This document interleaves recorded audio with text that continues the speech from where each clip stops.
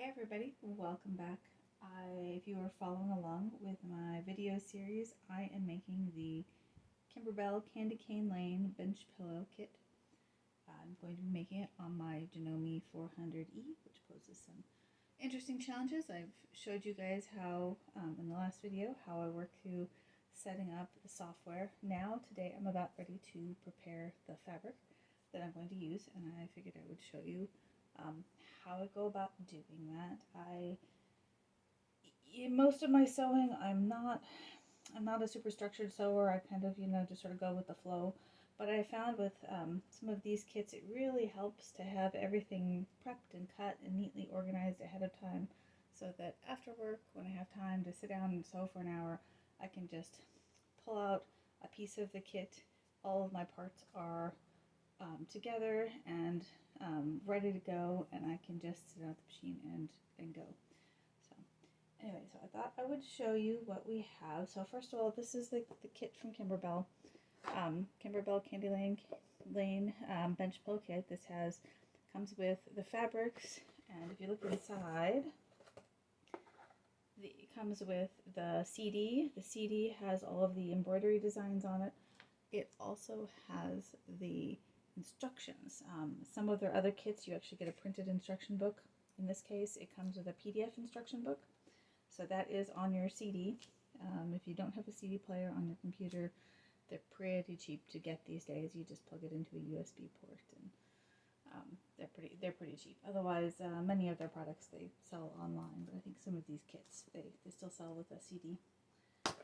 There is also inside, looks like some cute little tags and like a guide to which fabrics are which. And then I've got, looks like all the fabrics that I should need for the front, and I think also the back of this guide. Yeah, well, I think it's the front and the back, because this is meant to be a kit, like a pillow rather than a finished quilt. Usually on finished quilts you have to buy the backing separately. So that's what's in this box. I'm going to be prepping the fabric here in a minute, but I wanted to show you something else I bought. Now, I also want to say I'm not affiliated with Kimberbell. I just happen to like their stuff, and it's fun sometimes to share what I'm doing so that somebody else can maybe learn or maybe get a few ideas from my process. Or maybe you'll get a few ideas of what not to do if you see some of the mistakes that I make along the way. That's also good stuff. But anyway, along with the kit, I also bought the embellishment kit. That guy has, I don't know, looks like there's lights and there's buttons and there's some HTV and some cork and I don't know, a bunch of cute bows and ribbons and things. So that's super cute. If you don't have the embellishment kit, I think you could probably put together enough cute things. You can find cute buttons at Joann's, and you could probably find lights online. You'd have to figure out if they've got the right kind, and if you do any other stuff on a Cricut, or you can find heat transfer vinyl and glitter and stuff. It's just, they put together these cute kits that they have so many different materials. They make the bench pillows and the quilts like really cute, and you would actually have to buy a whole lot of different products in order to get all of the parts and the pieces. So if I'm springing for the kit, I'm probably also going to spring for the matching embellishment kit too, because that's fun. Alright, so anyway, so the next step on getting organized is actually I need to set up places to put all of my fabrics and embellishments as I get moving. So what I learned how to do on the last one of these that I made is to get Ziploc bags, and actually you can reuse these. In fact, some of them you'll see I've crossed out the name that I used last time. I'm not putting food in here, I'm putting fabric in here. They're going to stay clean. So buy yourself a box of Ziploc bags and plan to use them over and over and over again. And then I go through all of the blocks in the embellishment, in the kit, and they each have a name. And so then I go and I take a Sharpie. On each bag I write down which piece. Like this bag will be for the patchwork border. All the pieces for that will go in here. This one is street lamp 2, street lamp 1, and so on. So sit and get that set up ahead of time. So those are ready to go for all the little pieces as soon as I'm done. Some other things that you will want for this: rotary cutter, rulers. You generally will want to put backing on the back of many of the pieces. I have a bunch of it's SF101. This is a fusible woven interfacing, so it's fusible on one side. It's like a fabric on the other. For some of the applique, I may take a look and decide whether I wish to use like heat and bond. Heat and bond can really help underneath an applique fabric piece to kind of help it stay together, and also keeps it from fraying around the edges if you use it quite a lot. So I'll take a look at that. I have learned that if you are some of their embellishment kits, they'll include some foam to make some dimensional applique. If you're using the foam underneath a piece, you don't want to heat and bond. You don't want to try to heat and bond to the foam. So you would only use heat and bond of where the applique is going to be flat on the fabric. Hopefully that makes sense. But the other things that I am going to be using here, my first step is actually going to be to iron and starch all of my fabric. So I've got my iron heating up behind me. I've got my favorite Best Press. I've been buying it in the gallon jugs with a coupon when it's on sale. And I also have a bag to put all of the little bags in, so I keep my project together as I go. And if you followed along from the previous video, and I showed you how to set up the software and the fabrics, I sewed a test block out of scraps. This is not fabric from the kit. This is my own fabric from my scrap bin, just to make sure that I had everything set up right and that it would sew out just fine on my machine. Turned out really cute. You can see all the background stitching. This one I did actually have some foam. I used some soft and stable left over from a different project.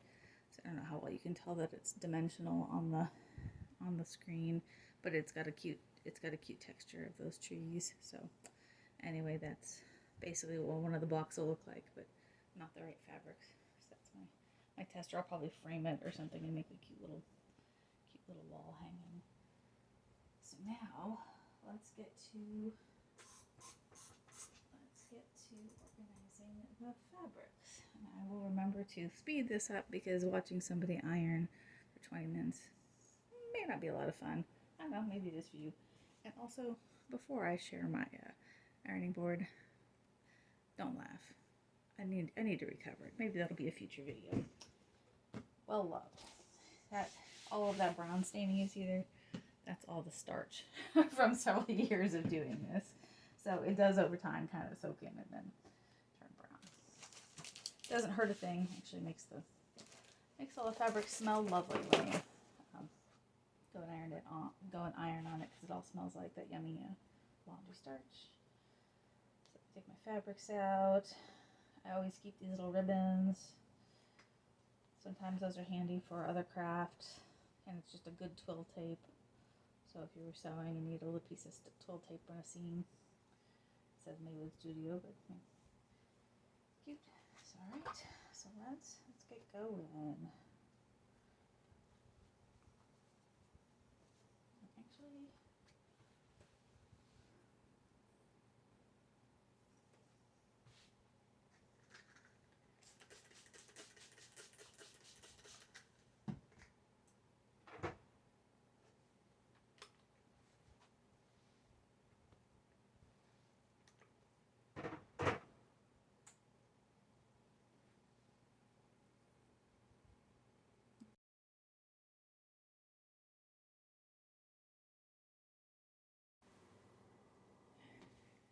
hey everybody, it's another day, and I realized this afternoon that I forgot to turn on the camera while I was sorting my fabrics into bags.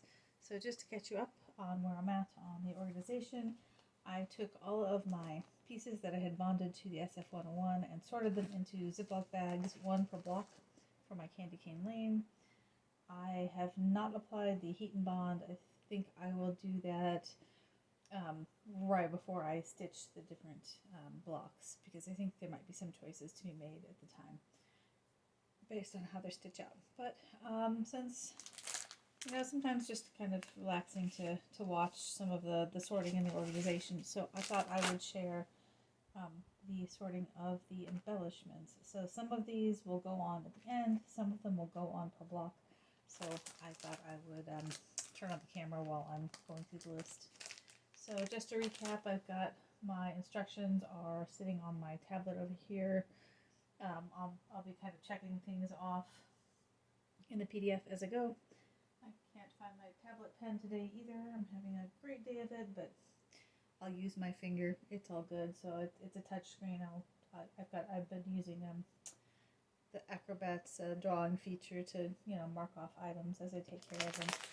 So anyway, here are all of my block bags. I have ones for each of the main blocks, plus the patchwork border, which I don't believe gets any embellishments. Yep, and the embellishment kit. Again, it's an add-on piece. Does not come with the fabric kit, but full of good stuff. So I am going to turn the microphone off, because I'm going to end up replaying this probably double or triple speed, so that you don't spend all afternoon watching me do this. But anyway, I'm going to turn that off and hopefully find you some pleasant music to listen to while I sort through my embellishments and get them ready and staged and good to go to start stitching. Hopefully by tomorrow I'll be at the machine and stitching away. So here we go.